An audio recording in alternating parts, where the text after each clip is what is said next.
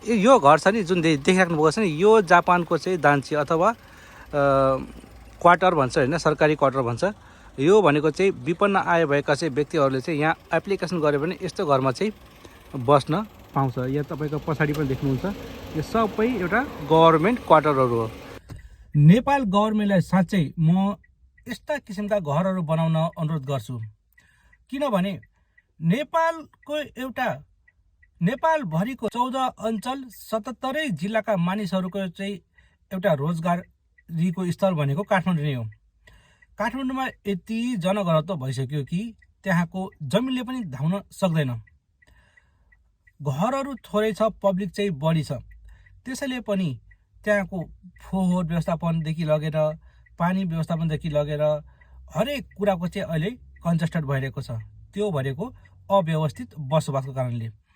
नेपाल गभर्मेन्टले पनि यस्तो किसिमको चाहिँ जुन तपाईँ मेरो ब्याकग्राउन्डमा देखिराख्नु भएको छ नि, यस्ता किसिमका घरहरू होइन, जसको न्यून इन्कम छ, जुन सहरमा आउँछ र उसले घर पाउँदैन, र त्यस्तो व्यक्तिको लागि चाहिँ यस्ता घरहरू चाहिँ उपलब्ध गरायो भने नेपाल गभर्मेन्टलाई पनि एकदम फाइदा हुन्छ। त्यहाँबाट आउने भाडा, रेन्ट होइन, सरकारी जमिनहरू छन्, त्यस्ता घरहरूमा चाहिँ एउटा भ्रष्टाचारले चाहिँ गर्ने खरबौँ पैसामा त यस्ता घरहरू त हजारौँ घरहरू बन्छन् होला होइन। र यो किसिमको कन्सेप्ट ल्याउने हो भने काठमाडौँमा बसोबास गर्ने जनता चाहिँ धेरै खुसी हुन्थ्यो होला।